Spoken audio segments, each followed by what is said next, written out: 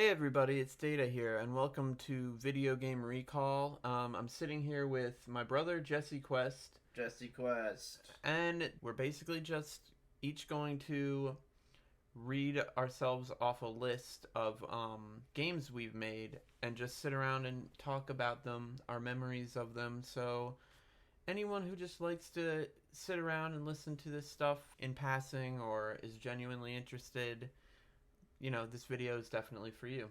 So, we will begin. Good stuff. And the format is just we're going back and forth talking about games. So, okay. Just naturally, just like. So the first one I came up with was Mega Man X. Okay. What do you like? What are your memories of Mega Man X? Like, especially the first Mega Man X game. Well, I do have memories. I remember just in my head of the night that we got Mega Man X. Right. And the visual that I have is set in my head is me in the foyer downstairs and just like I don't know, getting the box or whatever, and then I don't know, I think we were really excited. You were especially excited. I was super. I remember that as well. I was confused. I was a little confused, but I was like, okay, I guess I'm gonna try out this Mega Man X thing. Yeah, I mean, we were both into the regular Mega Man series at the time, Yeah. right?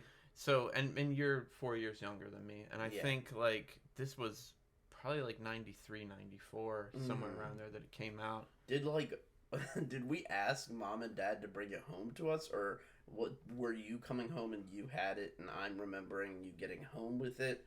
I can't remember. It's the latter kind of. They got it for me for my birthday, but I don't think they got it for me like they had it. So I think they like went out and bought it, which is similar to like you when later when we got a PlayStation, you were hoping to get Mega Man 8 was and it? I forgot, I think, and then later we won't talk about it too much. Yeah, but they brought it back. They brought back Taco Bell. Yeah, and it was in the bag of Taco Bell. But yeah, that's for another time. Yeah, that's pretty much another. But I think it was Mega Man X. It was for your birthday. It was a birthday gift. Because I remember it being pretty cold. Yeah, it's in March. Well, March. I mean, like I guess some March days can be cold still. Yeah, Mega Man X was released in America in January 1994. I made a note of that before we began. Cool. So yeah, it would have been out for 3 months. They might have like gotten it for me like in advance, possibly. That might be why I'm remembering it like that. But yeah, like for me, I remember that being like one of the first games that like really like made me feel like the Super Nintendo was like super superior. Yeah. Because the difference between Mega Man and Mega Man X is night and day. Huge, and like it had like all these like stunning visuals, and like the song to the opening stage just sounds like an electric guitar. Yeah, it just kicks your butt. It just comes in and kicks your butt, and you're like, whoa, I'm in the middle of this city with, moving things, moving parts, and the thing that I remember being most shocked about was, because, you're playing old Mega Man, so, the new one, you don't expect the wall jump, but everything falls down, you're like, whoa, what am I gonna do now? Yeah. And you're looking around, you're like, I don't know, I mean, like, I'm in this pit, and then you, like, jump at the wall, and you're like, whoa, I'm sliding down the wall? Like, what does that mean? And it's like, what? You can jump off the wall and land back onto the wall? Like, it doesn't make physical sense, but it was the most amazing thing. I agree. I was like, okay. That's when I was like, okay, now I'm starting to get the difference between Mega Man and Mega Man X. It's more extreme, I think. Like, and it has more like you eventually you don't have the slide, you get a dash, and it's really just to speed you up, as opposed to the slide is really to get under things. Yeah. But yeah, I think just everything about it was meant to be like more extreme, more edgy. Yeah. Right? Did you ever get like the like Star Wars references back then? Like with Sigma having like the lightsaber and such. They have like lightsabers, and Vile looks like Boba Fett. Right. Yeah, And- I think later, I think you had told me that, and even right now, I was like, Star Wars, what? But you saying that, I remember now. It's got that stuff. Yeah, I don't like I didn't realize it back then either. But I just think it's like very very interesting thing for them to add. I don't know when like the Star Wars like special editions were coming out, but it might have been around the same time. Yeah. So I remember seeing those. Maybe I was in middle school at the time, but yeah, I remember that game being like I think that game and Super Metroid are really like the ones that like made me believe that this is like Yeah. next generation console. Yeah, definitely. And Mega Man X, the first one, is still my favorite one in the X series for me. It is kind of the least complicated one, I would say. Yeah, well, I mean, but there's something. Yeah, it's got less. Like, it's just got less, right? Yeah. But there is like I really liked. Maybe it's just rose tinted glasses, but like at the time, you know, if you killed one boss, like it would change different levels. I remember that. Yeah. And that did not carry over into other games. Like it was never like that anymore in the other games. That was a really brilliant thing for them to have done. And yeah. when I saw it, I was like, you know, I kind of wondered like why they could have done that in earlier, like in Mega Man 1 through 6. Right. Because only 1 through 6 was out. Maybe Mega Man 7. I think Mega Man 7 probably came after X, if I'm pretty thinking sure right, but- 7 came after X. I'm not 100% on that. Yeah. I think 6 was coming out at the time of X because they had the Nintendo Power Yeah. and it had Mega Man X in it. And I think it also had Mega Man 6 in it as well. Again, Mega Man 7 has stories that we could talk about too. Oh, yeah. I almost feel like we need to write some of these down to the sides now so that we can talk more about Remember yeah, things. like do more of these because we've been talking about doing this and so far I think it's pretty fun. Yeah. It may be good for everyone who has memories. Share your memories in Yeah, I think something I did want to bring up is like the fact that a lot of people claim that like Mega Man X, everyone thought it was Mega Man 10, and I can tell you like I was huge into Mega Man at the time. All my friends were. My brother clearly was, and there was not one person I knew of that like thought it was Mega Man 10. Like that is an urban legend that people. As far as I know, there might have been some people who believe that, but as far as I know, people just kind of say it. Which is why I think they named the Mega Man 6 like fake, and they like made it super obvious in Mega Man 6. They named him Mr. X. Yeah, Yeah. That's true. Because Mega Man X was coming. They were, they did. I don't know if it was completely simultaneous. I don't remember that, but. And I do remember the capsules in the game being like, whoa, we're seeing Dr. Like it made me feel at home finally when I saw. Yeah. I think we did go to Chill Penguin first. We did. I think was the first, place we went, and I still go there first, I think. Or Storm It's Eagle. because you get the dash. You get the dash in Chill Penguin. Right. And that's like you were saying with the capsules. It's also getting the power-ups, right? Because that didn't really happen in any other Mega Man games. It's like, whoa, it's like changing me, and now I've got new, like, inborn powers or something. Yeah. What is it with penguins that it's just like, I guess it was just the least threatening, because he looks very cute because he's a penguin. Yeah. And everyone loves it. But, like, this was before the huge penguin craze of, like, 2000s, like, when there were movies everywhere. Yeah. So I guess it was early 90s, right? So, but then you look at like Flame Mammoth, and it's like a big mammoth. Yeah, and he's you're like, huge. I don't want to fight a mammoth. Boomward Coanger. What is a Coanger anyway? Yeah. You know, and then you got like an eagle, which looks powerful too, and a chameleon looks intimidating. And Chill Penguin just looks chill. He just looks chill. He looks like, come get me. It's like he has fitting. those eyes, like, come get me. Yeah, he thinks he's bigger and better than you. Yeah. I like how you brought up also Flame Mammoth, because I think this was the first time in a Mega Man game where like one of the boss robot masters or whatever was bigger than you. Yeah. They did that in 6 as well with Centaur Man, and that was the first one on the Nintendo where that happened, but it was like the scale of Mega Man X was so much bigger. For sure. And like everything was just bigger and more flashy. And same with in Flame Mammoth's room, again, because it's like 2 screens, 3 screens long. Mm-hmm. And I don't know, again, if that had happened with any of the Robot Masters. Yeah, and it has the conveyor belt, which Metal Man has a conveyor belt. Right, but it's long. It's not like one screen like most of the other bosses. I don't know if there are other bosses that have... I think it took until Mega Man X2 for there to be a 2 vertical screen. Yeah, widths, okay. Right? Yeah. Other than, like, the castle bosses, probably, right? But, yeah, that was like, whoa, this is a big place, and he's also a big, larger-than-life bad guy. So, because he was so big, like, you know, I say that now, and it's like, this was before God of War was even a thing, or Dark Souls, where like you're like basically like the fingernail size of the boss, right? Yeah, yeah.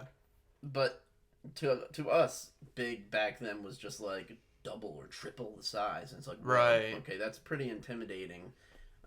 Especially when you've never seen it before, right? Yeah. Like you like aren't really expecting it in a Mega Man game because you've played all the other Mega Man games up through probably like 4 or 5, and it just like it never occurred to you like they're all supposed to be like other like little people like you or whatever. Yeah. And then in this one, it's just like, oh no, they're all huge, right? Like Storm Eagle like spreads his wings or whatever and goes off screen, and like. It was intense for the time. Yeah. You know. What about when Flame Mammoth like does like the elephant roar? The, like, I remember that being pretty cool for me when I was like, because I don't know, they just seem more lifelike in Mega Man X. Well, again, bosses. I mean, you mentioned that, and none of the Robot Masters up to that point had ever made a sound. I don't think. Really? Think about well, it. Their weapons. Their weapons do, but they're not like yelling at you or roaring or whatever. You know? Not that I can think of. There might be one that we are just missing, but again, like I don't think there was one up until that point. It's like, oh, he's got an elephant voice. All right, an elephant voice. Yeah, there's also the big part in that where Zero is a new character. Yeah, and. At first, I was thinking, like, oh, so he's, like, the proto-man of this game, but he really is different than that, as you see throughout all the games, but the one thing that has stuck with me is the Zero death scene. Oh, yeah. Like, at the end of X1, like, in the first stage, Vile. Where he, like, comes in and saves you. Yeah, like, but he sacrifices his life. Yeah, and then the Final Fantasy death thing happens, where he, like, sprinkles dissipates, away. Yeah. But it's sad. It's like, it was sad for the time. I remember being like sad as a kid, like almost near tears, because I was like, this is one of the coolest characters. Yeah. They're just killing him. But doesn't he give you like his buster or something if you haven't found it first? Right. He gives it to you because you can find it in Flame Mammoth stage, Mm-hmm. but you have to have the dash and the helmet to like break the blocks. Right. But yeah, if you don't, then he gives you his buster so you can charge up your weapons as well. Right. And yeah, like this, it was really sad, and then it goes into like the Sigma boss. I don't know if that's directly after that or not, but a couple after. Yeah, the Sigma is like you had to like go vertically to get up to him, right? And there were like these weird like grub things, and like you're just trying to fill up your sub tanks if you don't have enough, because you know Sigma's just gonna destroy you.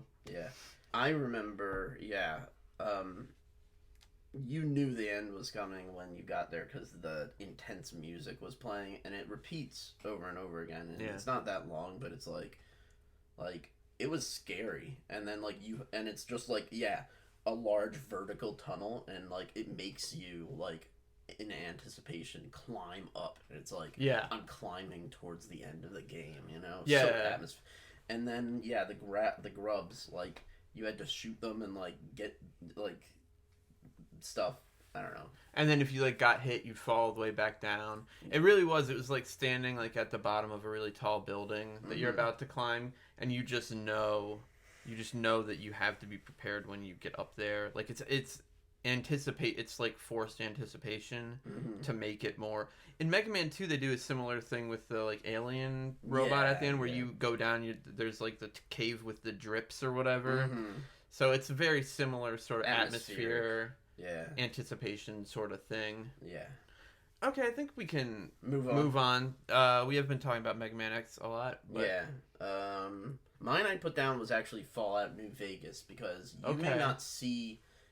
I don't think you've played it maybe a small bit, but you've more experienced watching or hearing me talk about it a lot, or others talk about it a lot, or read about it, you know. Which is fine. I mean, because I watched you with Fallout 3 and Fallout New Vegas. I watched you and our born nephew play them a lot.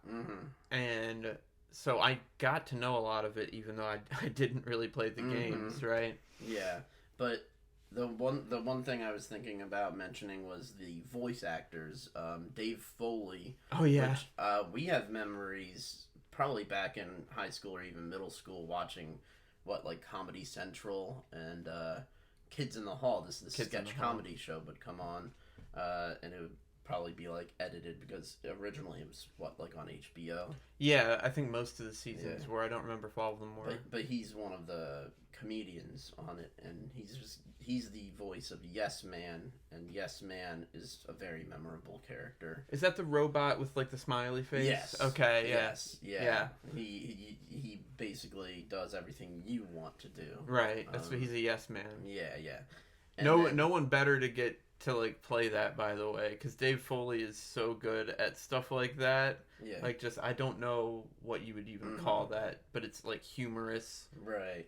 I don't know. I thought it was only going to be 2 voice actors I was going to talk about, but I forgot. And there's probably even more that are like legendary. But the second one is one that I didn't realize. But the guy who played Chandler on Friends, what's his name again? Oh, isn't it like Matt? It's Matthew something. Matthew something. Yeah, I don't. Matt Perry. Is it Matt Perry? Like that. Something like that. You'll have to overdub. Yeah, I'll overdub my voice telling you who played Chandler. In Friends. I think it's Perry, but yeah, he plays Benny, the guy who shoots you in the head at the beginning. Right. And I remember when you find Yes Man the first time, he's like being overly helpful to you, and you can ask him like, why are you so forthcoming with this information to me? He's like, Benny never programmed me to, like, respond to others differently. He's like, uh-oh.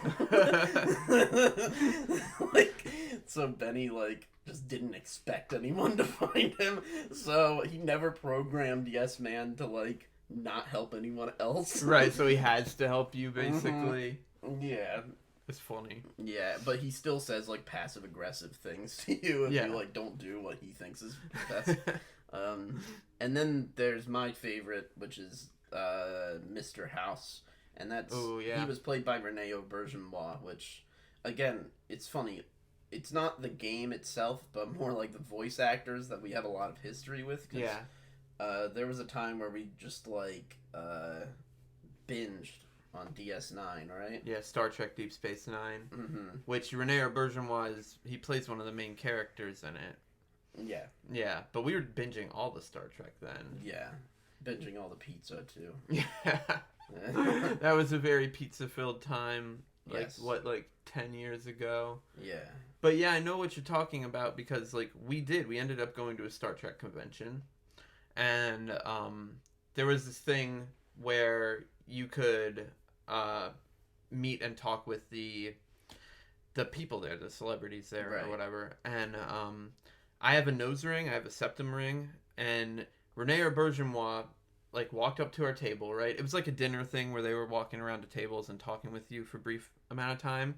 Right. He walked up to the table and he saw me, and he was wearing an open-ended ring, one of those adjustable rings, and he took it out. He took it off his hand and put it in his nose.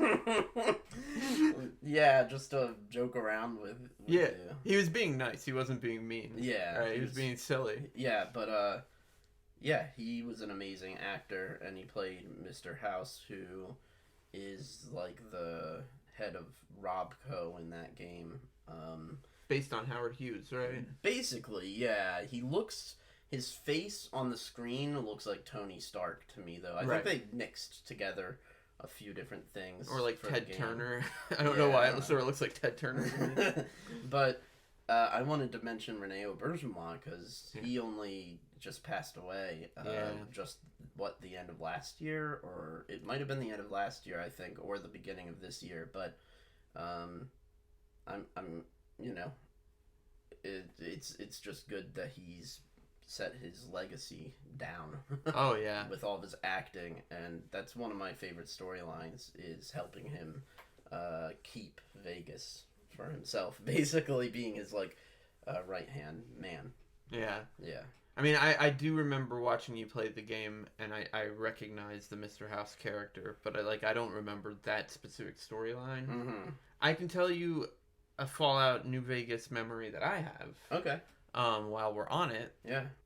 I believe you and maybe our born nephew, I think was with us, but either pre-ordered it or we stood out in line at EB Games like for the midnight release. Mm-hmm. Didn't that happen with this, right? And you got like the bigger pack Yeah. for New Vegas. I have it. I still have the special release, and one of the big items in that game is the platinum chip, because that holds all of the upgrades to the like robots that he uses. That's like the biggest thing that Benny stole, because Yes Man told him, "Oh, like this thing is, you can upgrade it and make the army yours." But yeah, there's a special edition, and there's a platinum chip in there. Yeah. Last time I looked it up, it's like worth like $40 or something, like 30 or $40 if you buy it online. The quote unquote special edition that you had to stand out at midnight. But I do remember I was even excited because I had watched you play Fallout 3, and I liked it even though I didn't play all that much of it. Yeah. So when we got home, we all played that, and again, I watched you and him play it, but I thought it was, a lot of fun. Yeah. I don't know if you remember this, but I didn't actually love it that much. Yeah, at first. Yeah. Because it was, the reason is probably because it was more balanced, so it was actually more tough. Right. I don't know if it was just because it was more tough, though. They did change a good deal from Fallout 3, and the atmosphere was completely different, because we live near DC. We only live an hour away from DC, and playing Fallout 3, I'm not going to share too much, but we know what the area looks like, and they did a good job because they're from Bethesda, Maryland. But yeah, being somewhere totally different, it's like a desert is already a wasteland, so it felt weird. And then over years, it became my favorite Fallout game. Yeah. Talk to me briefly, because I mean, I know we're not gonna want to stay on this forever. That's fine. But talk to me briefly about we've both been to Vegas 2 times. Right. So of course. I know we haven't done like any exhaustive like tour of Vegas or whatever, but talk to me about like how close it is to actual Vegas. It's kind of hard to say because, well, the area around is definitely like Vegas. I would think that if they didn't have people go out to it, I bet they did. That's something funny, like, that's not even a memory, but you have to think about it. It's like, where do we want to make the next Fallout? And someone wants to go to Vegas, and they're like, let's make it in Vegas. Right.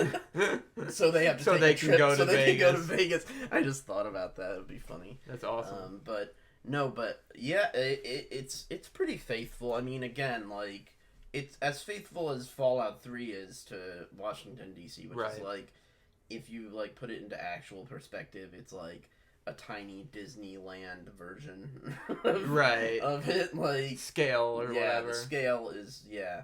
So I think it did pretty well. Last time we went there, there's a video on my channel of us going to the Stratosphere. Yeah, I remember that. And that's what the Lucky 38 is based on, is the Stratosphere. Okay. And I remember getting a chip, like buying a chip to take home, because I just thought it was cool. But we all went up to the observation deck, and it was like, you could see everything. So there's a video of that on my channel. But yeah, it's practically the same. The only thing is, like, there are all these, like, shabby walls everywhere because it's Fallout, right? Right, But, so it's like a wasteland. but most of the places are intact past a certain point because Mr. House still controls the robots in that area. So Okay. it's like, when you get there, you look at it and it's like pretty much everything is almost perfectly intact. But yeah, I think that it does. It did well, again, with the area too, because I've looked at maps of the area, and yeah, it's pretty cool.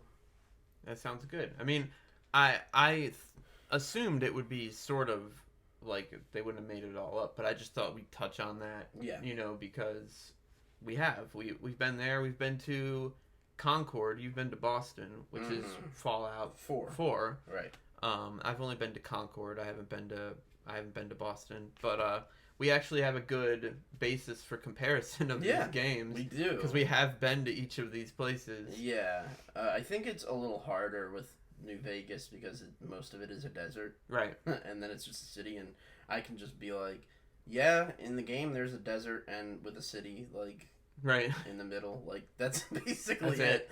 You know, yeah. The strip or whatever. Yeah, exactly. All right, so my next one is Castlevania Symphony of the Night. Okay, cool. I'm trying to remember, like, I don't know when exactly we got the game, but I just remember, again, it, like, blowing my mind, because I don't think we were big Castlevania people ever. Yeah. We had Simon's Quest on NES. It's the only Castlevania game we owned. Which is fun to whip a bunch of things, but you never knew as a kid where to go around. You never even, like... I didn't, at least. I had no idea. I didn't care. I just wanted to kill monsters, so I never really got far in Simon's Quest. Yeah, it wasn't like... Simon's Quest was, like, not a very great game. It was trying to incorporate, like, some RPG elements into it, and, like, be, like, kind of more open-ended, but it just was not, like... It didn't hold my interest as a young kid, even as much as, like, a Final Fantasy game would have. Right. Or, like, Legend of Zelda 2, which did a bit of that with, like, the magic and the leveling up and stuff. Yeah. But Castlevania Symphony of the Night came out, and it changed, like, what Castlevania was. Meant was.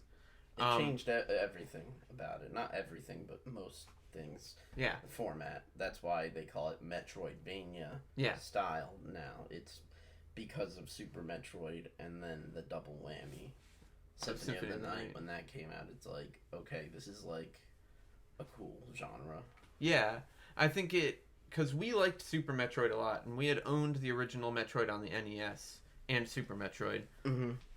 And we really liked Super Metroid. I remember liking the old Metroid, but, like, it was more too challenging for me at that age. But so Castlevania Symphony of the Night comes out, and it's basically, like, I don't know what you'd call it, a fantasy horror version of, like, Super Metroid, but then it also has the, like, RPG kind of elements in it as far as, like, leveling stats. The numbers appearing, getting different items, using different items, you know, solving puzzles to get to the next areas and stuff like that. Secrets everywhere. Yeah. Which is a Castlevania thing as much as it is a Metroid thing too. You know? Yeah, and I think it's still one of the games that, like, I can go back to to play pretty much anytime. I think we do that every couple of years without really knowing it. Just go back to it and play all the way through it. But I remember, like, talk to me about, like, the Upside Down Castle, like your memories of the Upside Down Castle, because it blew both our minds. That blew our mind, and one of my friends from elementary school was there too, and it blew his mind too. I remember him being there. I remember what room we were in when we were playing the game. We were down in the, like, what we call the little living room or whatever. Right. And then yeah, it had to have been on a CRTV too. It was definitely. Even though, you have to understand, even at the point that the first PlayStation came out, HD wasn't even a thing. I think it was like when PlayStation 2, around the middle of that, when HD started really becoming a thing. But it still looked brilliant. Oh, yeah. And the Inverse Castle, you collect all the... You beat the game and you're like, I just killed Richter Belmont. That can't be the end. Right. Right? So you collect all these things, and then when you could try and kill him again, but it's just the same ending, but you see an orb floating over him, and once you do that, the sorcerer comes out or whatever, and we were like, who the hell is this? Right. And then they talk, like Maria and them, like, because Richter is coming back to, like, consciousness, not being evil. Right. And then Alucard's like, I'll take it from here, and we're like, where? And then he just runs further in the room, and there's, like, this little teleportation kind of looks like a, I don't know, like a pedestal. Right. And he teleports. Or no, this was after you saw, like, I don't know if it was after you saw it. I think it is. It's after the animation where, like, it, like, looks up in the clouds and there's, like, a reflection of them. Yeah, I definitely like, is that a remember reflection that. in the water or something? And I was like, no. Like, when they start talking, they're like, he's in that castle over there. It's like, wait, that's a different castle? Right. I remember that blowing our brains. Like, yeah, it was like, what? Like, the game is not over yet. You've got a whole, like, other game, basically. And not only that, but it had been designed so that upside down you could move around. I mean, by that point you have, like, a bat form, so you can really go where you like, but even then there are still, like, steps in places. Right. And they aren't essentially the exact same place. They're not supposed to be, but it does. It looks like Inverse, and there's something very evil about it. When you go to it, you're like, I don't feel right being here. I feel like I'm gonna fall into the sky. Yeah. Never, although I guess you wouldn't fall into the sky. It's really weird because they show it like it's coming down from the clouds, but then when you're playing the game, the clouds are below you. Yeah, where is it exactly? I never thought about this. Yeah. Like, I never even brought that up until... It's a very weird concept, because it's like, where even is the Upside Down Castle? Like, is it really up there? Yeah. Or, like, are you in an alternate dimension? Yeah. Or is it, like, literally, like, the same castle upside down? Yeah. I never thought of that at all until we just said that, but yeah. I don't know if there's any, like, sort of, maybe it's explained somewhere. Yeah. They have different, like, music there, too, right. and it's, like, wondrous. And, the music. And scary, too. And yeah. It's like you're living, you're playing a nightmare. Yeah. Almost. Yeah. Yeah, but I mean, like, you just brought up the music. Like, the music in that game was amazing for the time, I think, because it was very, very, like, I don't know how you say it, classical, orchestrated. Yes. Like, it felt like, again, like a symphony. I guess that's why the game is called that. Yes, it is. But I don't really listen to much video game music, but there are, like, songs that I definitely, like, love from that soundtrack, because it was just, everything was amazing. Kicked your ass. And I know some people who liked Castlevania, like, didn't really like the change up. But again, like, the only one we'd ever played was Simon's Quest. Like, I think we had rented the other ones at some point. Yeah. But, like, I just thought it was so amazing. And I'm like, I think later we played, which was, like, Aria of Sorrow or something on the Game Boy Advance, was it? Or the DS? Yeah, and that was when we realized, oh, hey, the direction is headed this way now. Yeah. Like, they're not going back to. But they did make a couple others like the original, but I think they were all kind of just like callbacks. Yeah, I mean, they just don't. I don't know how it is now, but at the time they just didn't tend to be as popular. Right. So, and I even remember getting the first one on the Game Boy Advance, and like it wasn't that great. So Aria of Sorrow was the one I really liked. Yeah. On there, I think it was like 2 games later. Yeah. Okay, well, I think we've said enough about that. Is there anything else you really wanted to say? I don't. All my memories about it are just staying up really late into the night. Like it's one of those games that kept us up. Oh yeah. It kept us going. You wanted to keep going, and you had like the percent meter on the save screen. Yeah. And then it's like, oh, I'm going above 100%. Right. When you go into the Upside Down Castle, you want to like go to every block on the map that you can bring up. Right. Like, they're blocks, right? It makes you want to 100% it by just showing you outright how much percent you've done, right? Yeah, and some people even went above 200% because they can like glitch out of the wall, right? And, like, get to a couple other screens. It's pretty funny. That is cool. Yeah. So moving on, next game on your list. Okay. The next game on my list is Silhouette Mirage. Ooh, okay. You chose a good one. Yeah. All right, so we're about to get into some conspiracy BS here, but it's fun. It's not like, I don't know. It's weird. Yeah, it is. Because we still own, we didn't own it, like, we sold our original one, but later we bought it again, so we do still own it. And we'll go into details about why we bought it later and, like, what happened. But I do remember, like, I'll just say up front, right, just playing the game itself when we got it, I think we got it on a whim, kind of. Yeah. Because it was not, like, a huge name game. But, like, it was super fun to play together. Wasn't it by, like, Treasure or something? The same people who did, like... I don't know. I think it's Treasure. They do, like, Mischief Makers on N64 or something. I'm pretty sure it's Treasure. Yeah. I'm not 100%. Right. But we played that game when we were at our townhouse in college, I think. And maybe a little before that. I think it was before that. Right before, yeah. Before that, okay, yeah. So we were, like, in college, but we weren't at our townhouse yet. Right. But I definitely... I'll let you go into the details about exactly what you're talking about, because I know exactly what you're talking about. Okay. So, I don't remember the name of the character, but the character you play as, the biggest point to the game is you've got, like, what I would call the silhouette side of her and the Mirage side. She has 2 colors straight down the middle. So, like, she's got this big-ass hat. She's got, I don't know if it's like a dress or... It's like a cloak, kind of like a witch's cloak or something like that. But she has one half of it down, like, imagine a line down the middle of your face. Two-Face. One half of it, is, well, her costume. Her face is, like... I think, actually, her eyes are different, too.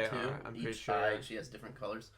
But going into it further, if you don't know about the game, there are enemies that have, like, the Mirage property to them, or Day property, whatever you want to call it, and then there's the Silhouette ones, and they're distinguished usually by color, and you have to turn a certain way to hurt certain enemies, or else if you shoot them with, like, I think their same type, then it just, like, makes them dizzy or something like that. It doesn't, like, affect them. Like, they're each colored, one of the 2 colors on you, and you have to be turned that way to shoot. You have to have that color facing the screen in order to shoot them, and actually hurt them. Right. And all the characters were funny and silly and cool, and we had a lot of fun playing it. Like, there was that boss we always refer back to because it's just so funny. I don't know if he has, like, an Australian accent, but it's, like, the first boss. Is that the like, Toad guy? Yeah, he's like, let's get it on, baby. You know?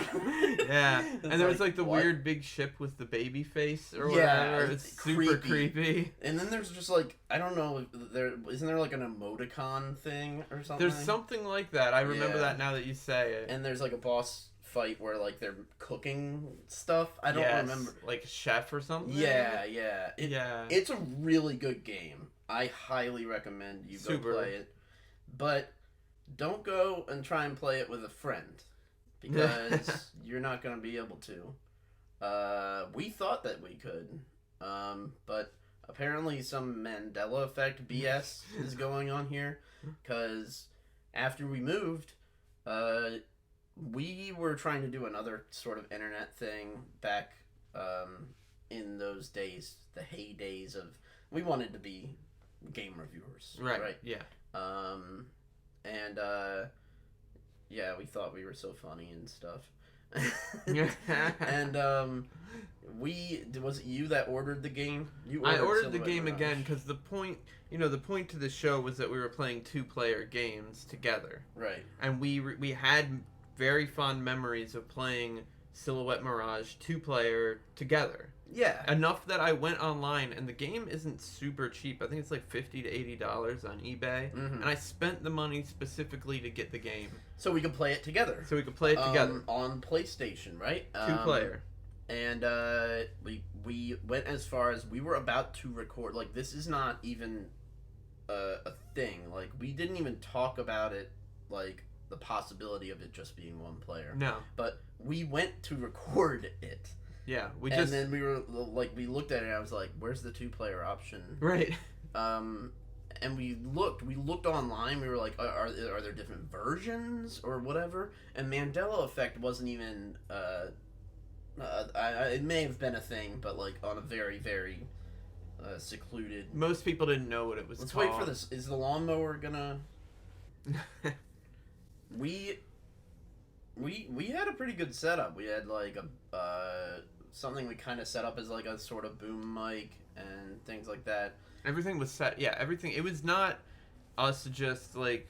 I mean, it was us just getting hyperactive and doing random shit. But we had it set up pretty well for people who did not like have a lot of experience at it. We did. We had a microphone. Yeah. We had everything like, set up in advance. Yeah.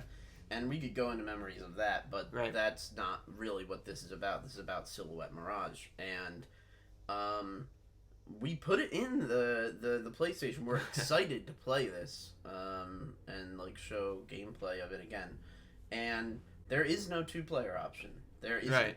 And we both remember there being one. Me and to the point where we didn't even mention between us like, oh, should we play it 1-player or 2-player? We were just like, we're getting this game, we're gonna put it in, set everything up.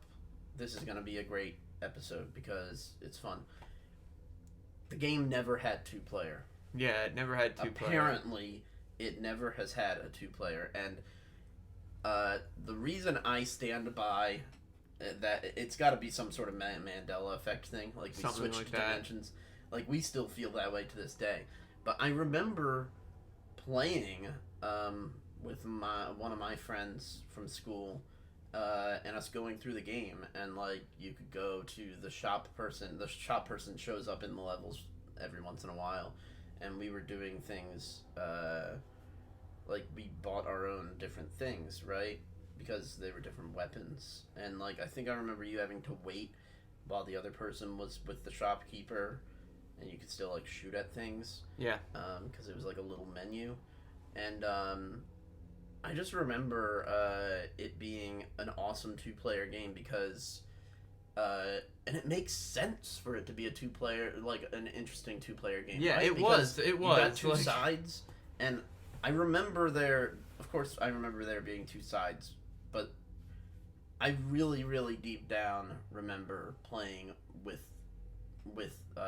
friends and dashing along with a friend, and that was the cool thing about it was your friend could be one color while you could be the other color, and it didn't always work out that way, but you tried to like do that so that you had like an advantage, right? Yeah.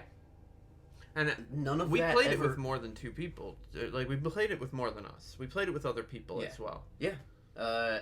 Apparently none of that ever happened. None of it ever happened. None. Zip. We were totally off base. We moved away, and somehow both of us, without even talking about it, we were like, oh, it'd be cool we need to do Silhouette Mirage. Yeah.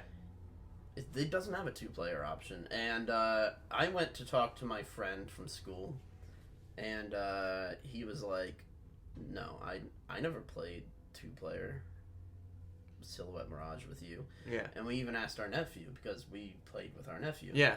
And he's like, "I don't remember it being 2-player." But yeah, and we definitely did. I 100% like. There was no question. Yeah, it's weird because you look into that stuff and it's like, oh, false memory, whatever. But like, I am so certain in myself that it was 2-player that like, yeah, I see it as 100% it was 2-player, and it makes sense for it to be 2-player because like it would be cool to have friends. I remember you don't have a different character. Do you remember who the second player played as? I thought it was the same character. Exactly. It was the same it's one. The exact same character. Except you can both turn to the different sides, so you can shoot at the others. Yeah. And I want to point out, we're talking about the PlayStation version here, not the Saturn version. We never played the Saturn version. Right. I don't think that has a 2-player mode in it either, but we did not own a Sega Saturn. Yeah. I feel like if we keep talking about it too much, and post this video, we're gonna rip a hole in the space-time continuum or some shit. I just remember, I don't mean to go on about it, but I remember feeling so weird about it. We just like kind of both looked at each other. We were like, this is wrong. This is wrong. Like, and that's the only time I've ever felt like what you'd call a Mandela effect. Back then I called it jumping a time track, because I think I'd gotten that from Doctor Who, like early William Hartnell Doctor Who. Mm-hmm. But regardless, it's the only time I've ever felt something like that where I like 100% am like, no, it was this way. Yeah. Like, I've felt things like that elsewhere, and you go, oh, maybe it's just like a false memory or something. Yeah. This just was the first time like it ever happened to me that I was just like, no. It blew us away. Yeah. It blew us both away because there was no question in our mind. And we could go on and on and on about it. But I think it's fun for you all to hear. You all can speculate. If anyone has played this fairly obscure game, it's an amazing game. Yeah. Play it either way. Yeah, but don't play it with your friends because you can't. All right, Mandela effect achieved. Yeah, no, it is the only Mandela effect that has happened in my life that I'm like, that's not right. Yeah, we both were hanging out all the time, which is the same as now. But it's like, yeah, we must have both jumped a time track together, like, because we both felt that way immediately. Right. Yeah, I guess we can, like, because again, we can sit here talking about this forever. If anyone relates to it, like remembers it being 2-player, please let us know. But you know, whatever. You may not want to if you don't want like alien time beings coming after you and eating your soul. Yeah, you don't want scientists from CERN like experimenting on you or whatever. Okay, so my next one on my list is Sonic Adventure. Okay. And I thought, since there's only 2 Sonic Adventure games, it's okay for us to talk about both of them. Both of them. Because they do run together for me at some points. Yeah, that works. I think for us, this goes back to the Dreamcast, because we owned a Dreamcast, and at the time I remember thinking it was the most incredible console at the time, right? The other thing that was around then was the N64, which I thought was incredible enough with Mario 64. But what are your first memories of the game? Well, I mean, just my first memory, and tell me if this aligns with you, because I don't remember whether you were there or not. We were or I was at least, probably Toys R Us. Mm-hmm. They had a video game section, and they had a setup with the Dreamcast on a TV, and it was Sonic Adventure. And, like, I remember really being, like, kind of in awe of the graphics, but especially the thing that sticks out in my mind is, because you're playing, like, the first level or whatever, is the, what is it, like a whale? It's like a whale that's coming up behind you, and, like... Mm-hmm. For whatever reason, that just, like, blew my brains out. Like, that was, like, immediately, like, okay, I have to get this. Because we owned, I think, a PlayStation. Yeah. And we owned an N64. And for whatever reason, it just stood out to me as like being better, at least than the PlayStation, because the PlayStation was another Yeah. CD-based console. Yeah, I think PlayStation was out as well. I think we had it then. Yeah. Maybe not, but I definitely remember us both thinking like Dreamcast was like huge. So that's what sold me on the Dreamcast. Right. And then at least for the first game it was so like interesting to see Sonic translated into 3D. 3D, and you wouldn't think it would work, right? Right. And I think maybe we had seen Sonic 3D Blast at one point, but Yeah, or Sonic R. but that's not like real 3D as our minds think of it. Right, in terms of video games, right? Right. And I always thought that it translated well. Like, some people are critical of Sonic Adventure and Sonic Adventure 2, but we had grown up playing the older Sonic games, Mm-hmm. and I thought it was really, really good. That's mostly the new kids talking. Yeah. In my opinion, I'm not trying to group anyone out, but I don't remember anyone hating on Sonic Adventure when No. it came out back in the day, or Sonic Adventure 2. In fact, people freaking loved it. Raving about it. And I think what people talk about today, and again, I know this isn't like a discussion show on like ratings or whatever, but Right. it's because it's aged badly. Yeah. Well, some things just age badly, and some things age incredibly gracefully. Like me. And yeah, I mean, so some aspects definitely have. It was one of the first games that had like full dialogue, like read out loud. It's voice acting. Yeah, voice acting, and I don't remember voice acting. There was voice acting on some PlayStation stuff, but from what I had played, Mm-hmm. maybe Mega Man 8 had Right. some, but yeah, I really enjoyed the game. For some reason, I remember, and I find this very weird, but I'm very certain of this. I saw it first at Lowe's. And Lowe's, for those of you who don't know, is like a hardware store. And they had it like set up on an end cap. Because I don't know if they like just decide sometimes to sell like just what's hot. Maybe it's like the holiday season, they get in stuff that they don't usually carry. But Right. you remember in like for Super Nintendo, we Yeah. got a Super Nintendo at Lowe's, right? The first time I ever saw and I was able to lay my hands on the Super Nintendo was at a Lowe's hardware store. I think it is a matter of like, oh, is this gonna sell big for Yeah. them? I don't know. And I think I did. I think I played it there first. Huh. Which is kind of weird, 'cause I don't know if they still do. I haven't been to Lowe's in forever. But, Yeah. I remember going there and seeing it, and then, doing the running around and being like, this is so fluid, and, Yeah. like, the controller felt kind of weird in my hands, but the joystick was just, like, smooth, and it wasn't like the N64's joystick, which was, like this kind of tall, thin Yeah. thingy. Remember how you would, and again, this is for another time, but you remember Mario Party? How you had to, like Use the palm of mash your it, hand or use the whatever. yeah, for, like, I don't know, it had to do with, like, ghosts or whatever. And, yeah, there would be, like, a fine powder that would Yeah. build up from, like, freaking... Dead skin cells or whatever.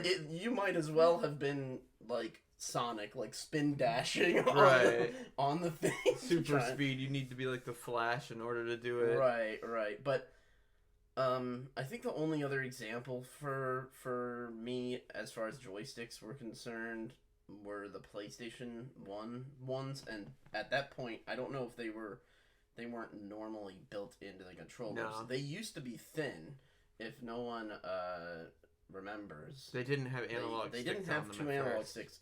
And I remember one of my friends from school going over to his house and him having one, and me like picking out and being like, this thing's way too freaking heavy. Yeah. Like, Yeah. it felt bulk. And the Dreamcast controller, it did kind of feel heavy, right? But the analog stick, I don't know what it was, but or not analog stick. Yeah, I guess that's what it's called. D-pad analog. I don't know. The stick. The stick felt good. No, the movement was so fluid, and the music like that's like rock in the first level, but also like Caribbean kind of sound, and like you're able to like run back past the umbrellas. It makes you want to be on the beach, and then like you can hit the umbrellas and they like fall, and like seeing similar bad guys, you know, right, but in 3D, and like they were very very fluid and lifelike, and like running around like the circles, like you didn't think. I didn't as a kid. I was like, I don't know how they would do that in 3D and right, make it feel good. And the way they did it, yes, it does mess up a lot. It didn't mess up when I first played it.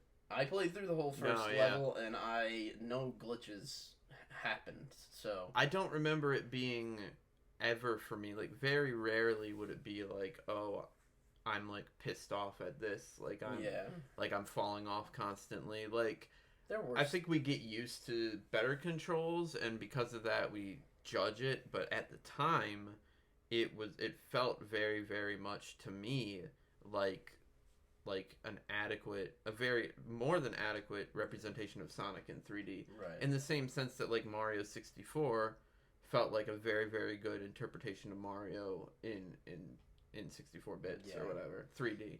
Yeah, and it was a game that people could like pick up and play, especially the second one where you had the verses. I think that was more on the GameCube when that came out. They had, but I think they may have had Sonic Adventure 2 Battle. They may have had a version on Dreamcast, but I don't remember. In Sonic Adventure 2, we got the CD for that. I don't know if that was in Sonic Adventures CD or something like that. But another thing we need to talk about at some point is VMUs. But that's like that's like a whole different thing. Yeah, because chows you could like take on the move and stuff. I think you did that more than me. Yeah, I remember visiting my I don't know if it was my great grandmother. Yeah, it was my great grandmother. We called her Gigi. Yeah, that's right. So if she was my great grandmother, she would have been known as GGG. Yeah, and that would have been kind of hard to see. So okay. Anyway, yeah, VMUs. We were talking about chows because I brought the VMU over when we visited her, is what I was saying, and there was the little cap you could put on the top for like when it's not in the controller, right? So nothing gets in it. It was amazing. I remember you talking about taking the VMUs to your classes. I took them to school, and I tried the like chow thing, probably less than you. Mm-hmm. But like that was around the same time as like Tamagotchis, and I had a Tamagotchi, right? And that's right before again, another thing we should just talk about. I don't know if that's a video game, but yeah, right before like the whole Pokemon craze, because I was like right behind the whole Pokemon craze. Like Jessie Quest was part of that, and I was like a year out from that. Like by then, it like the whole collecting, like whatever, like virtual pets was kind of over for me. Yeah. Not that I didn't like it, but I just wasn't doing it anymore. Mm-hmm. That's more your generation by like, you know, those like 1 or 2 years. Yeah. Right. I still think it's funny, and I know this is a little bit of an aside. I still think it's funny that the Tamagotchis from way back then, in 2000, I guess, is when it was, 1999, 2000, that era. I still think it's funny that a Tamagotchi back then had evolution, and you could feed it, right? Right. And you could, like, I guess, like, pet it or whatever, and you had to clean up after it and stuff. And that's more interaction than you can have with your Pokemon in Pokemon Go these days. You can't feed it. You can't have it, like, look at you and, like, be super happy. Right. But even the Tamagotchi, you can see its, like, little smile, or, like, what's it going to evolve into. Right. And then that's why there's, you know, Digimon, too. Right, I remember Digimon. I wish I had a Digimon back in the day, but I didn't. I think I had one, and I like tried it, and I was just like, I don't really care anymore. Like I said, the other one I owned was a Furby. Like Furby isn't a digital pet, but that was another really big craze, like a fake pet, or whatever. But like let's go into like Sonic Adventure 2, which you just touched on. Yeah, I just remember it when I played it for the first time. We had the demo disc, right? Like you said that, and City Escape is like the first level or whatever. Yeah, And right, it just right. was That's it about made it improved upon like Sonic Adventure. Like Yeah. I played it and it's like this is even better. Yeah, Right? yeah. Like you're falling from the sky. You're like, what? Like, Yeah. and then you're just like the first level. It's like you take control and like the cops are on the radio. Like we need to catch Sonic the Hedgehog. Or Right. whoever it is. Like Gun. I don't remember exactly, but. And you're just like, you can't even avoid it sometimes, especially if you play it the first time. You're just smashing into cars. Right. That kind of reminds me of Crazy Taxi in a way. Like, they're just Similar. flying down the freaking street and, like, they could hit each other and keep, like, rolling. Yeah, and they've got like the pop punk music playing in the background, which Yeah. I like that song. Like I can't help but like that song. The demo song, the demo CD, though, had that song without lyrics. Right. Remember? Yeah, Because I I do. remember playing it and being like, what is this? Like, I don't like the first stage music anymore. Because I didn't for a while because it's very, like, poppy. Right, yeah, it's pop. It's like pop punk, I guess, is what you'd call it. But yeah, that game also introduced Shadow, I think, Yes, right? He wasn't in the yes. first one. And you know that character at the time I thought was cool. You know, Yeah. it was an interesting addition because Yeah. like he's like the Dark Sonic the Hedgehog or whatever. I guess there was another, there was like Electron, what was it, like Metal Sonic. Metal Sonic, Yeah. and then the one before that, I don't know what they call that one, but the silver one that you defeat in one of the Yeah, platforms. like I don't remember its exact name. Yeah. But those games, I still think that they're solid, and Yeah. I'm still waiting on a Sonic Adventure 3, even though it's kind of like waiting for Mega Man Legends 3. Right. It's just one of those things that may or may not happen, and maybe they should, or maybe they shouldn't, but I remember those games really, really fondly, and it's not like I never ran into any glitches, right, the first time, Right. but you're just like, oh, this is so cool, I just gotta keep going anyway. Yeah. And the voice acting, you know, is bad, but you're like, there's voice acting. Right. This is awesome.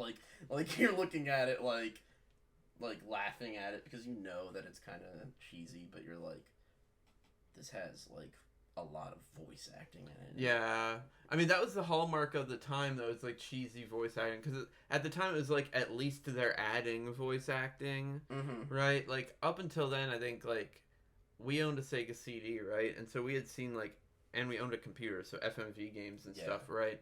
But like there wasn't that much of it in actual games, like to the extent that it had come along, to be like part of the game. But like a lot of the games we're talking about right now, like we touched on Mega Man 8, we touched on Mega Man X4, Castlevania Symphony of the Night. Yeah. All those had really cheesy, crappy voice acting. In Yeah, them. yeah. And it's part of like the charm. Like you go back to it and it's funny, but like it's just part of what it was. Like I remember going back to Symphony of the Night for 1 second. Right. The one that you could play on the PSP, the like remake or Yeah, whatever. yeah. And they redid the voice acting, and I was like, I don't like this as much. It felt wrong. Like, Yeah. It just felt like, where is Die Monster? You don't belong in this world. Right. You know what I'm saying? I love that. I love it, and it does. It adds. It's so cheesy that it like adds to the grandiose. That's what they were trying to make it like larger than life. Right. And like you know that it's just like actors sitting in a little booth. Like, screaming out these lines, getting paid and going home. It's actually smaller than life. Yeah. But especially Sonic Adventure 1, I think it Yeah. improved in Adventure 2 to a degree. Yeah. But Sonic Adventure 1, you can, like, you look at it, like, with the unsynced lips, and, like, and it's fun, though, right? I just have very fond memories because I was around since the NES period, and there was practically no voice acting on NES except for, like, Random like Ghostbusters. Oh yeah, like we were playing the Pinbot arcade, not arcade game, the pinball machine, the actual one, and we used to own Pinbot on NES, which is like a translation of it into an NES game. Yeah. And that had some voice acting in it, some very, very brief voice acting though. Like it just like saying weird things. So compressed that Yeah. it's just hilarious. Or like Sinistar, that was one of my favorite arcade games, and it's Right. because he like yells at you. Yeah. But it is like it's very, very compressed.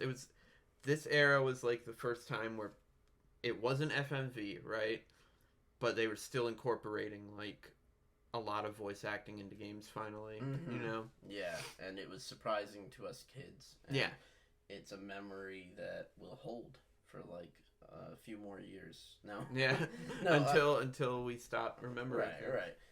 So I think we've said enough about Sonic Adventure for now. We could obviously talk about any of these games forever, but I think you have another game on your list.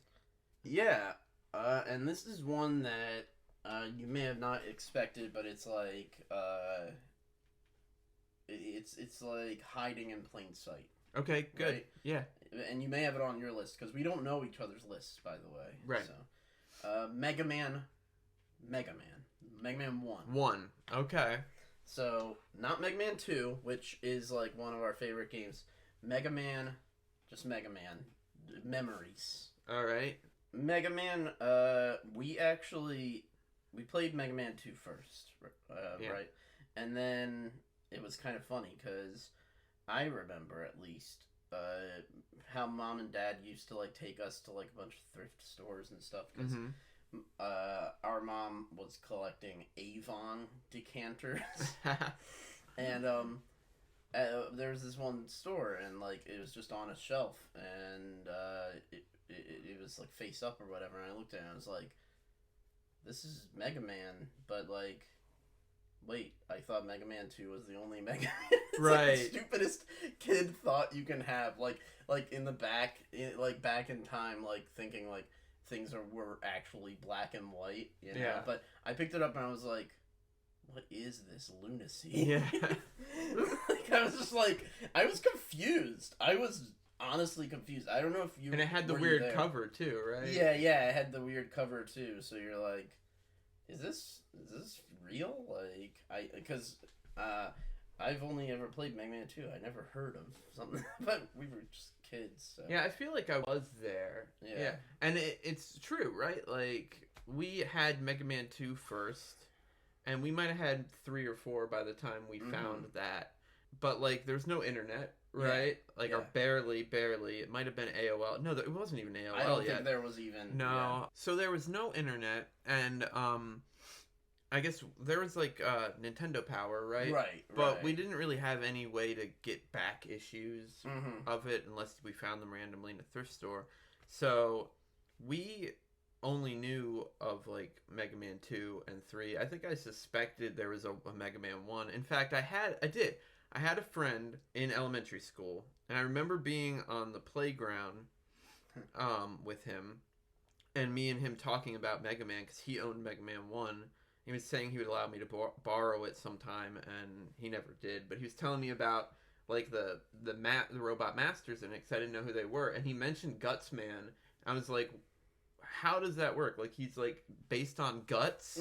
Like, I don't know. You telling me that. Yeah.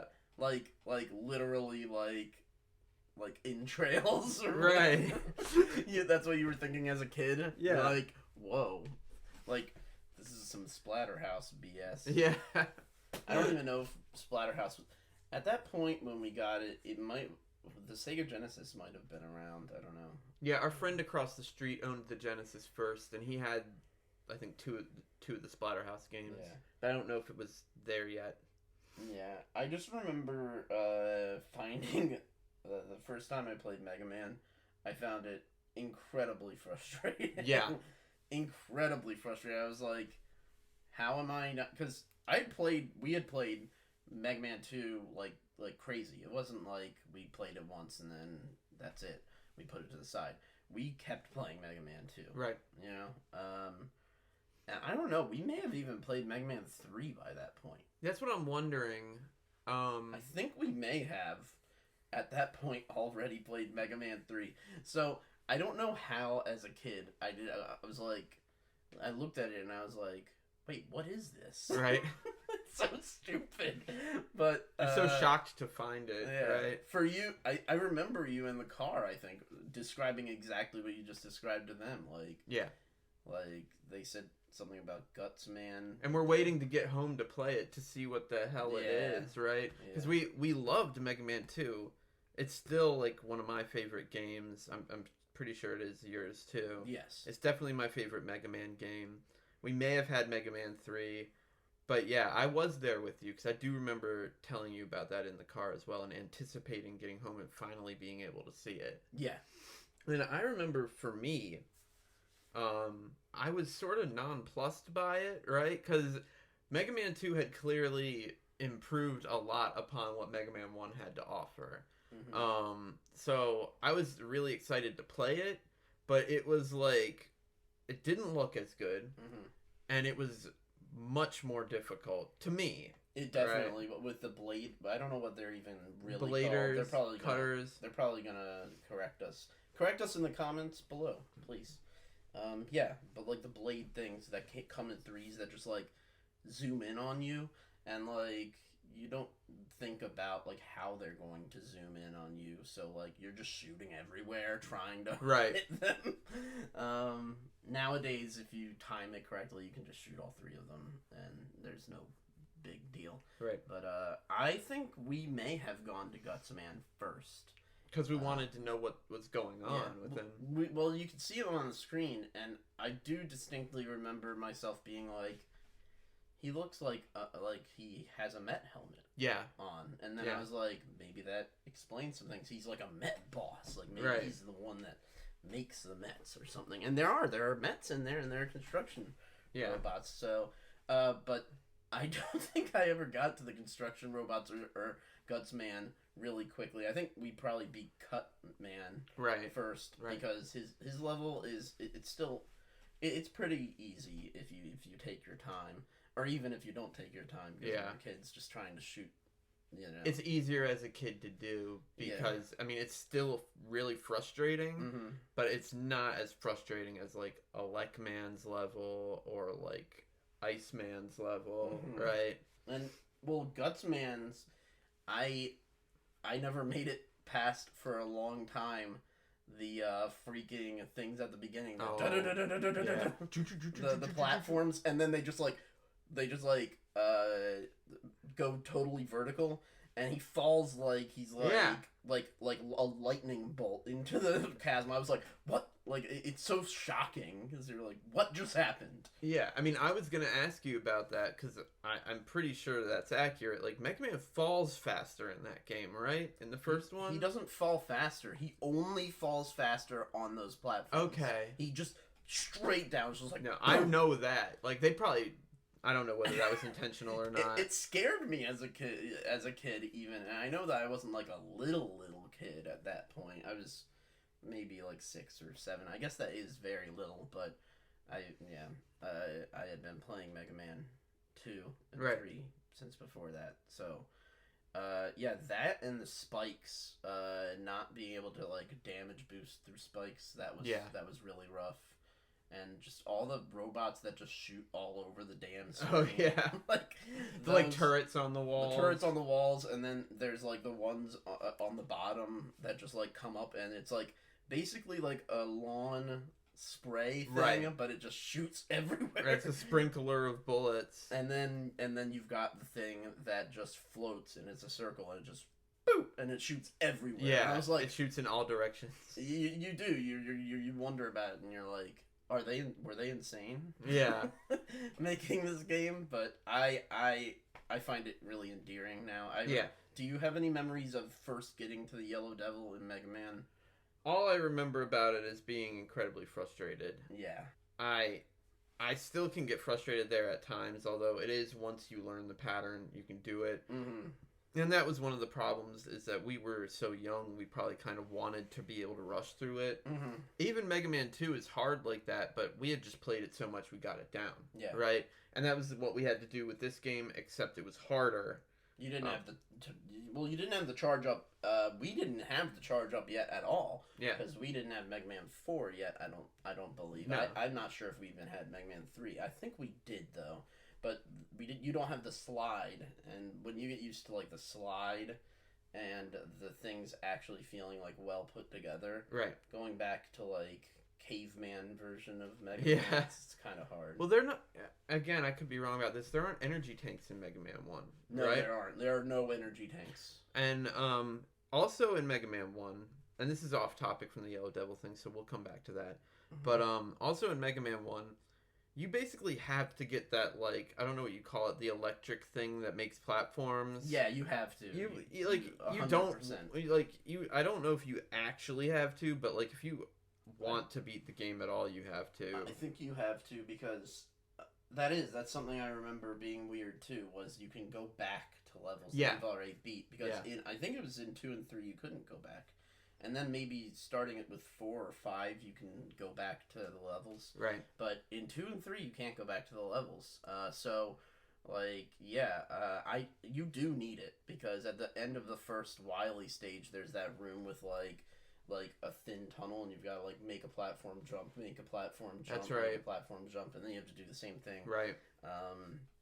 But nowadays I get that pretty early on, and I just abuse the hell out of it. Yeah, it makes it easier, right? Yeah, and I don't know, like I remember the Yellow Devil being pretty terrifying, because it was just like what do we do? That music is like so intense and just like it's going to kick your ass. Like it's more like a horror theme than anything else. It's like something's chasing you, like Jason Voorhees or something. Like, and that's what it's doing. It's just like so fast, and you have no idea where it's coming from. Yeah. Like, boom, boom, boom. It took me a while before I even knew that there was a pattern, because as a kid, you're just like, I gotta dodge all these. Yeah, you're not even paying attention to it while it's like T-1000ing its way towards you, right? And then its eye is open for 1 second, and the room you're in is smaller. It's smaller than the rest of the rooms, right? Yeah. Like in order to make it harder to like avoid everything. And there was a Yellow Devil in Mega Man 3, but he was easier to us by that point, I think. Yeah. And we didn't really know that he was in the first game, so that it was a callback or whatever. And you had E-Tanks in Mega Man 3 as well, so I don't know if that's enough about Mega Man, but I do want to mention that I think it's cool that I wrote down Mega Man and you wrote down Mega Man X. They're both the starts of the Mega Man series. Yeah. I could have wrote down Mega Man 2. You could have wrote down Mega Man X4, but we'll have to talk about those another time. Yeah, we'll get to those, and I think unless we have any final thoughts, what about you, Jess? It's just a game that's really, really flawed. Very, very flawed in a lot of ways that I've come to love. Because, I've just come to love it because you learn all of its crap and you get around it. That's the other last thing I want to say. I thought it was so stupid seeing points in the game. Oh, yeah. I was like, what are these? What's the point? What's the point? Got him. All right.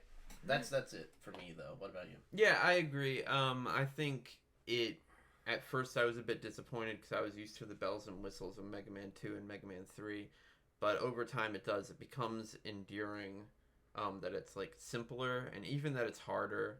Like, I don't know whether they like were rushed or like didn't have the budget that they eventually did. But you can kind of tell, but it somehow makes it more enduring. Yes. So should we because it's still better than a lot of crap that came out for the NES anyway. Yeah. Like but anyway, do you think we should move on? We've pretty much said all of our memories. Yeah, I think we can move on. I think we'll call it for this one. But my next one is Final Fantasy II, which is actually Final Fantasy 4. Right. At the time, we thought it was Final Fantasy 2, but it's Final Fantasy 4 is the one we're talking about. Yeah. My recollection of this, because I never beat it all the way originally for a very long time. Yeah. And my recollection of this is we owned the original Final Fantasy on the NES. We actually still have our Final Fantasy cartridge. Yeah. And again, it was like it was super interesting because for the first time that we knew of, you had characters that were actually characters and weren't like, it wasn't like D&D where you like choose a like cardboard cutout, right, like classes, and that's it. yeah. And I just have a particular recollection of this because I know we went back and played. I don't know. They released like a Final Fantasy anthology later, so we've played through the game since then a couple times. Right. But like I had a friend, right, at it was middle school. I don't remember which grade. He was in my chorus class, okay? Okay. And he knew I owned Final Fantasy 2. Okay. And he owned it. Right. And he like but I wasn't like actively playing it. I had gotten up to a certain point and like stopped, right? Like I don't know whether other games had come along or it got too tough for me or whatever. Okay. But every single day he would bug me about like, "Oh, have you continued playing Final Fantasy 2 yet?" It was something he brought up each time, and he wasn't trying to be mean, right? He wanted to be like kind of playing it along with me. Yeah. But like I just remember that's something that sticks out to me a lot. I know it's not about the game necessarily. Yeah. The game itself was like really awesome.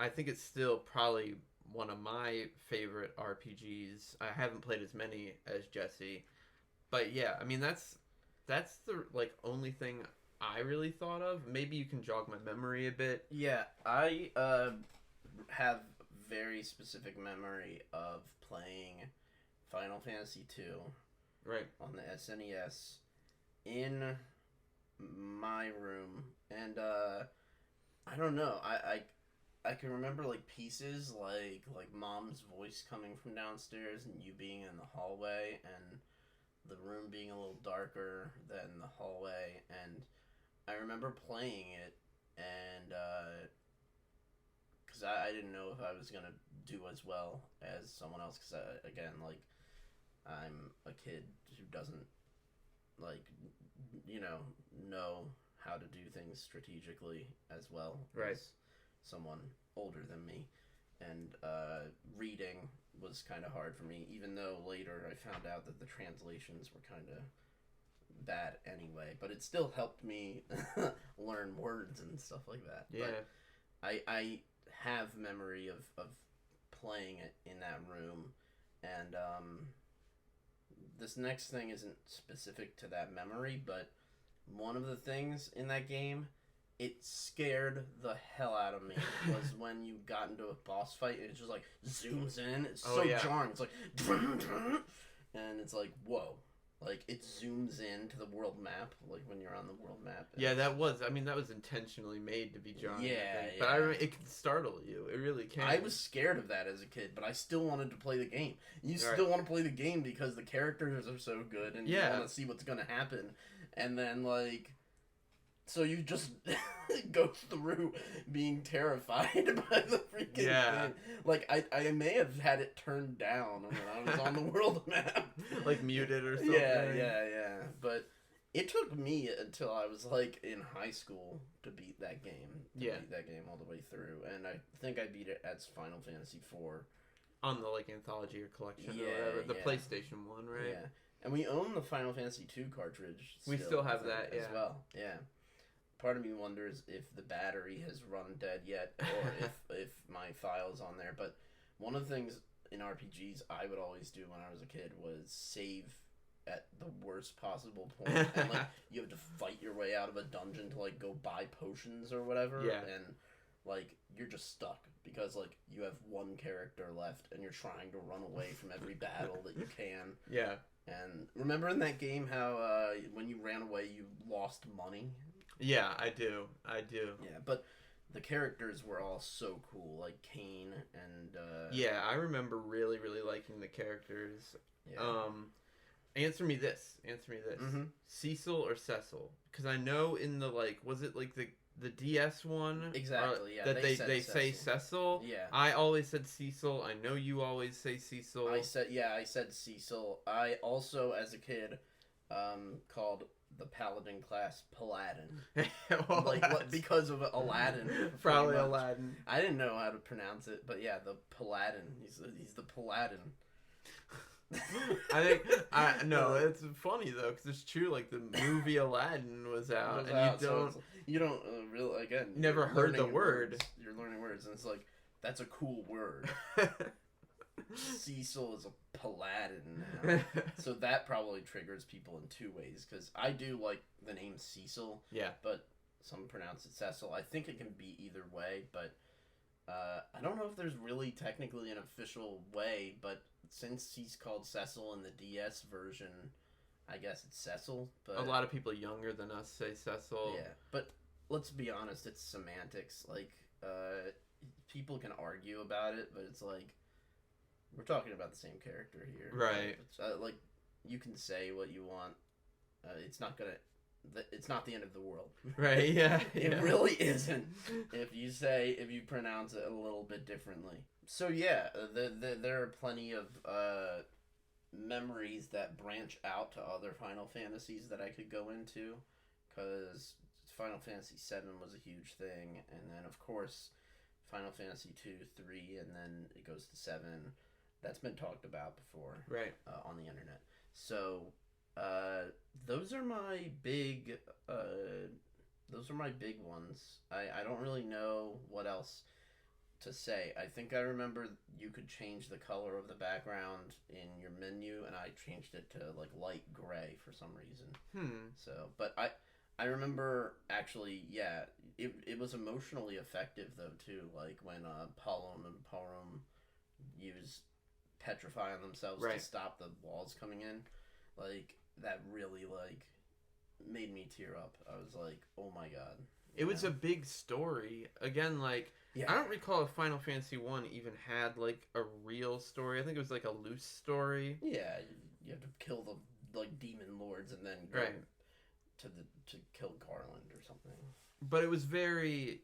Final Fantasy 4 was very, very, like, emotional for, I think, me and for you. Yeah. I like I said, I didn't originally get through the whole thing, but I remember the same thing as you're saying. With them turning to stone or whatever. I will say now that we're talking about it, that looking back on it, I identified with Mega Man, but I also identified with Cecil, because he was a Dark Knight and people were like looking down on him. Yeah. And he makes a transformation, but as a kid, I remember identifying with that, and yeah, I had people that betrayed me at the time, so like there's the Kane story going along, and then him turning into a paladin was really cool, and I don't think as a kid I rarely ever made it even to that part. Yeah. Yeah. But it's very, the characters were very relatable. Yeah. So next game up, what's your final game on your list? Mine is actually one that we're probably not going to have a lot to talk about, but I just thought it would be interesting to bring up. It's Mario Kart Double Dash. Huh. Do you remember Mario Kart Double Dash? I think I do. Is that the one where you have two people in your cart, right? Yeah, I don't know if it was on... I think it was on the GameCube. I want to say it's on the GameCube. But, yeah, I think it's on the GameCube. But, yeah. It's the only one, I think, where you have two people on your cart. And I do remember it. Being either the weapons person or the person who's driving. Right. And, like, I don't know if you can, like, make each other switch, but I remember enjoying that game. It was, and specifically that, I want to talk a little bit about that era of when we were gaming, because that was, like, when we started going back to, like, games that we, like, everyone has, every gamer, I guess, usually has a phase where they, like, play their favorite games, and then, like, obviously you love classics, but maybe you put them down for a while, you know? And then you, come back to them later, just like with the Final Fantasy we were talking about. But I remember that we were on the GameCube, and we had, wasn't it, like, an adapter that For the could Game play, Boy Advance. that could play Game Boy Advance games. So Yes. we were playing Metroid Zero, but we were also playing the Super Nintendo still. Like I remember being in the family room downstairs and just like, again, since we're in high school or whatever, we're just like sleeping wherever, like on Right. couches, just like staying up till the late hours playing Metroid, playing.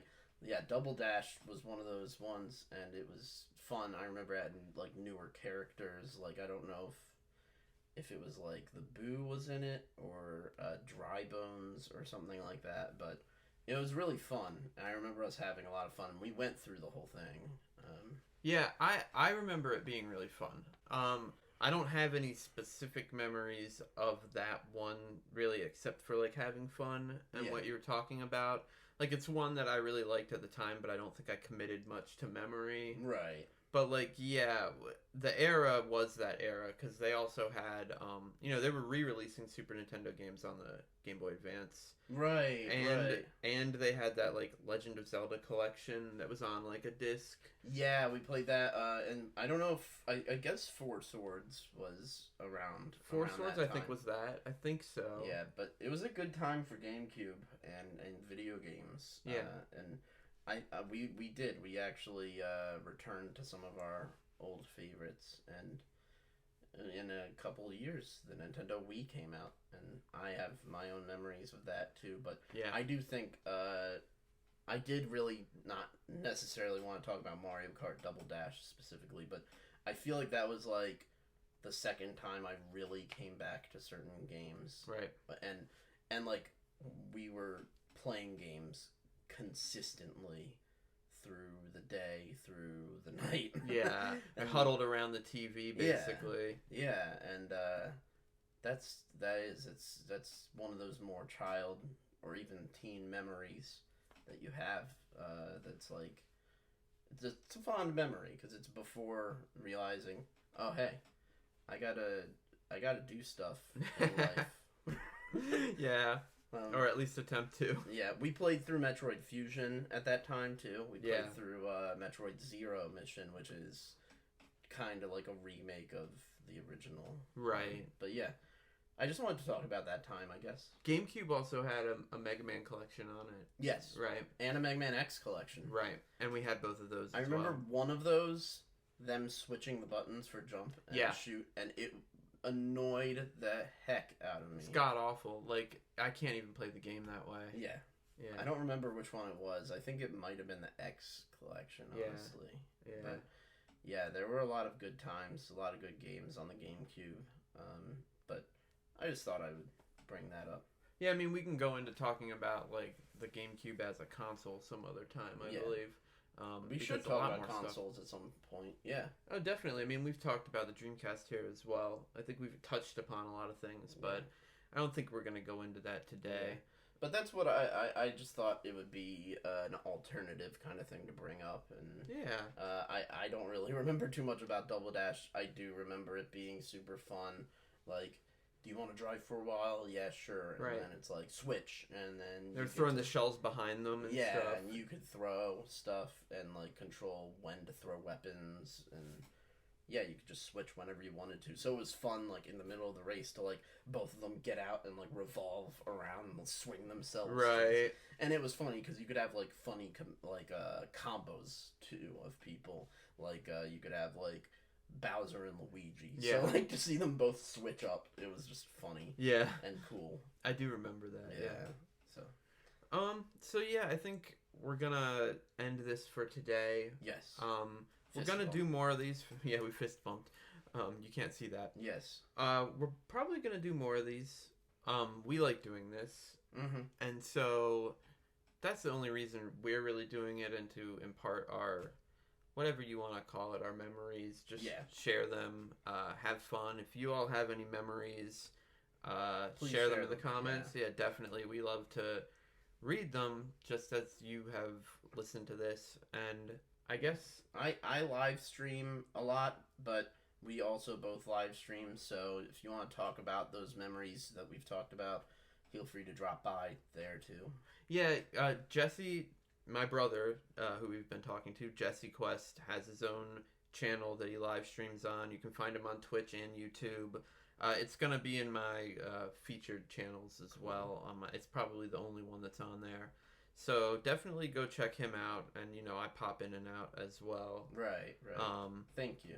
No, you're welcome. And thank you for having me for this podcasty thing. Well, thank you for being here, and we'll do it again soon. Hopefully, maybe we can put these out and see what the reception is. And if you all want more, then let us know, please. Definitely. Yeah.